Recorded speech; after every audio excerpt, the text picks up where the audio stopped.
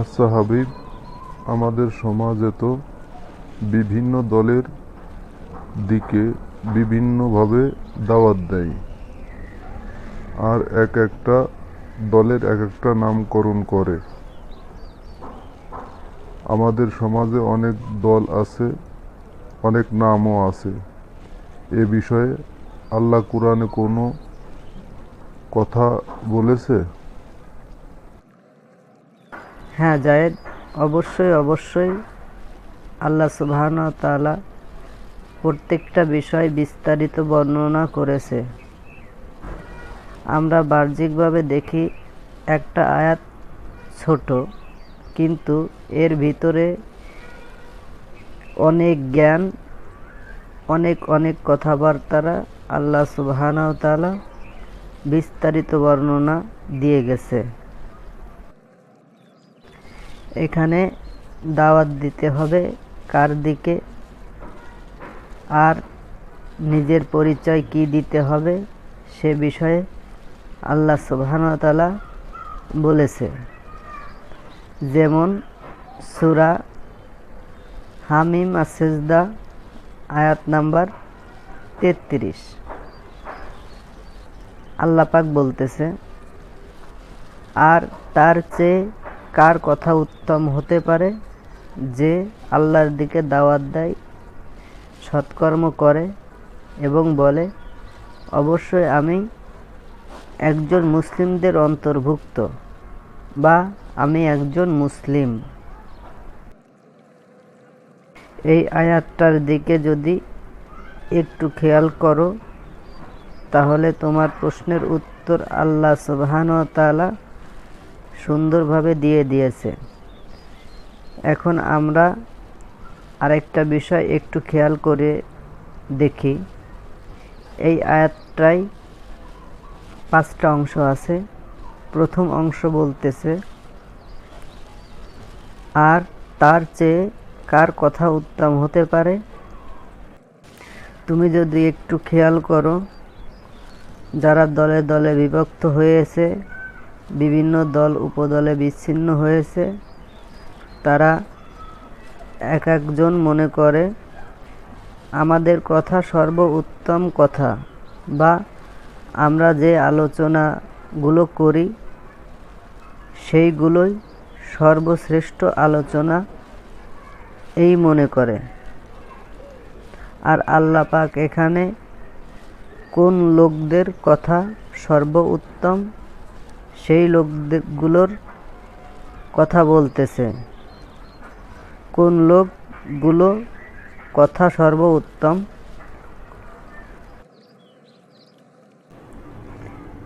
এই লোকগুলোর বৈশিষ্ট্য কি? আল্লাহ পাক দ্বিতীয় অংশে বলতেছে যে আল্লাহর দিকে দাওয়াত দেয়।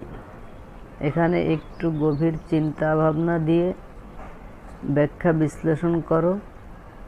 আল্লাহ পাক বলতেছে যে আল্লাহর দিকে দাওয়াত দেয়।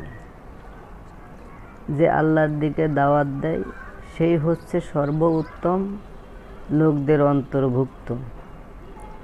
তুমি কি বুঝতে পেরেছো জায়েদ? হাবিব, আমি বুঝতে পেরেছি যে সর্ব উত্তম লোক ওই ব্যক্তিরা যারা আল্লাহর দিকে, আল্লাহর কোরআনের দিকে মানুষকে দাওয়াত দেয়, ভিন্ন কোনো দলের দিকে নয়। এদের কথাই সর্ব উত্তম কথা আল্লাহ পাক সাক্ষী দিয়েছে। জাযাকাল্লাহ খায়ের। আর একটু চিন্তা করে দেখো জায়েদ, আমাদের সমাজে এই লোকগুলো কি আল্লাহর কোরআনের দিকে দাওয়াত দেয়, নাকি মানব রচিত দলগুলোর দিকে, যার যার দলে যে আছে সেই দলের দিকে দাওয়াত দেয়? এখানে আরেকটু কথা বলে রাখি।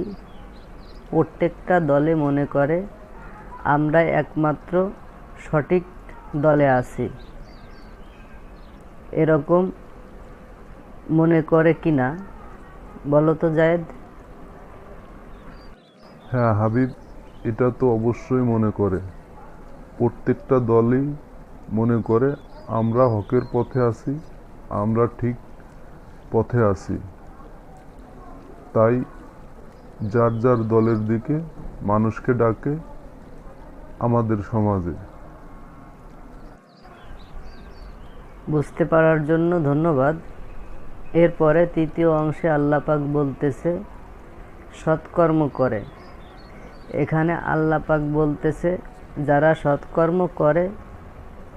সৎকর্ম কি?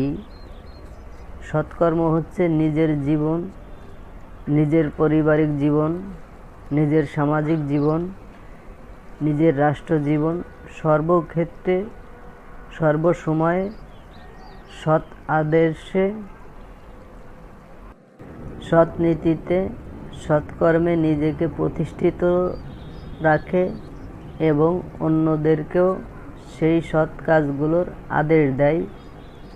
মূলত এইগুলো হচ্ছে সৎ কাজের অন্তর্ভুক্ত। আর এই সৎ কাজগুলোর আদেশের রোল মডেল হিসেবে তোমাকে আমাকে অবশ্যই কুরআন থেকে এর সৎ কাজের আদেশগুলো গ্রহণ করতে হবে ইনশাআল্লাহ। এই কথাই আল্লাহ পাক বোঝাচ্ছে। বুঝতে পেরেছো জায়েদ? হ্যাঁ হাবিব, আমি বুঝতে পেরেছি। এক কথায় বলতে গেলে সৎ কাজ করতে হলে সর্বশ্রেষ্ঠ সৎ কাজের আদেশদাতা হচ্ছে পবিত্র আল কুরআন। আর এই কুরআন থেকে সৎ কাজের উপদেশ গ্রহণ করতে হবে ইনশাআল্লাহ। জাযাকাল্লাহ খায়ের। বুঝতে পারার জন্য ধন্যবাদ। পরের চতুর্থ অংশে বলতেছে এবং বলে অবশ্যই।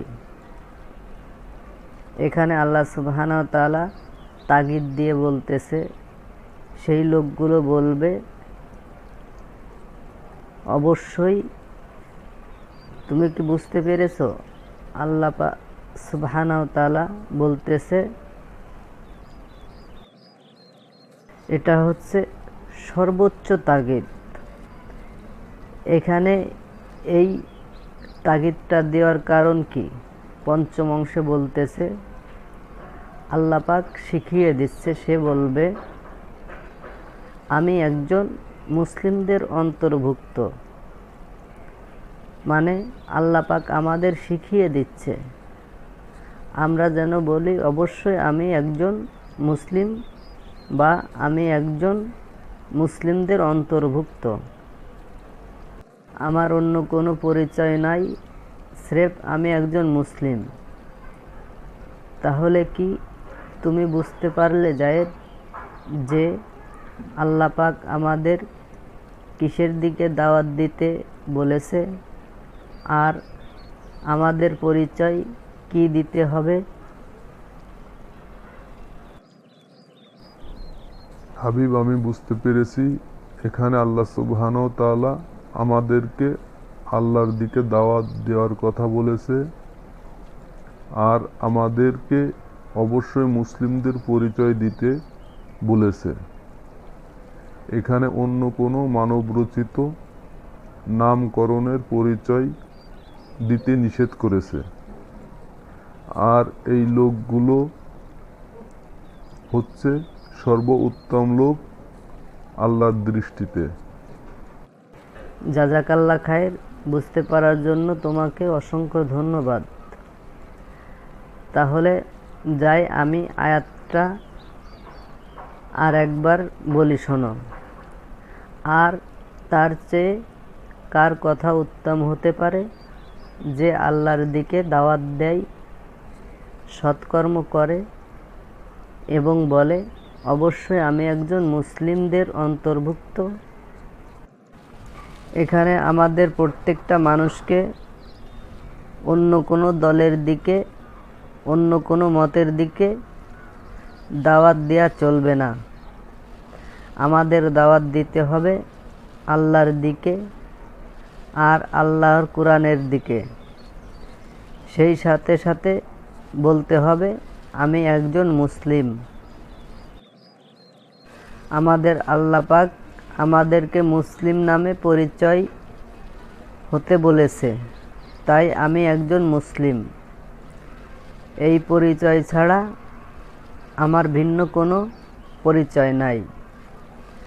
আমি প্রত্যেকটা মানুষকে অনুরোধ করে বলতেছি, আপনারা প্রত্যেকটা মানুষই কোরআনের কাছে আসেন, কোরআন থেকে উপদেশ গ্রহণ করেন, কোরআনের ভাষা বোঝার চেষ্টা করেন, সেই অনুযায়ী জীবনযাপন করেন। আশা করা যায় আল্লাহ সুবহানাহু ওয়া তাআলার ইচ্ছায় আপনারা ইহকাল পরকাল উভয়কালে সম্মানিত হবেন ইনশাআল্লাহ। নিজেদের বুঝ নিজেদের কাছে, নিজেদের জবাব নিজেরাই দিতে হবে। আপনার জবাব আপনি দেবেন, আমি কিন্তু দেব না। তেমনিভাবে আমার জবাব আমার দিতে হবে, আপনারা কিন্তু দেবেন না। এক কথায় কারোর জবাব কেউ দেবে না, যার যার জবাব সেই দিতে হবে। তাই আপনাদের হাতে পায়ে ধরি, আমি বলি আপনারা ব্রেনকে নিউট্রাল করে, চিন্তা ভাবনাকে নিউট্রাল রেখে কোরআনের কাছে আসেন, কোরআনের অনুবাদ পড়েন ইনশাআল্লাহ। সত্যিই আমি আমার মহান রব্বুল আলামিনের নামে কসম করে বলতেছি, যার কাছে আমাদের সবাইকে ফিরে যেতে হবে, সেই রব্বুল আলামিনের নামে কসম করে বলতেছি, কোরআন খুবই সহজ থেকেও সহজ জিনিস, যদি আপনি বোঝার চেষ্টা করেন ইনশাআল্লাহ। যাই হোক, আমার দাওয়াত আপনাদের কাছে পৌঁছে দিলাম। দাওয়াত গ্রহণ করবেন কি না করবেন সেটা আপনাদের ব্যক্তিগত ব্যাপার। আমি শুধু স্পষ্ট পৌঁছে দিলাম, আলহামদুলিল্লাহ। ঠিক আছে জায়েদ, আজকের মতো এখানে শেষ করি। আল্লাহ চাইলে পরবর্তী সময়ে অন্য এক বিষয় নিয়ে আলোচনা করলে হবে ইনশাআল্লাহ। তাহলে আজকের মতো উঠা যাক। আল্লাহ তোমার উপর শান্তি বর্ষণ করুক, আল্লাহ তোমার উপর মঙ্গল করুক। হাবিব, আল্লাহ তোমার উপর শান্তি বর্ষণ করুক, তোমার উপর মঙ্গল করুক, তোমাকে কোরআনের জ্ঞান অর্জন করার তৌফিক দান করুক। প্রত্যেকটা মানুষ যেন কোরআনের কাছে এসে কোরআনের জ্ঞান অর্জন করার আল্লাহ পাক তৌফিক দান করেন।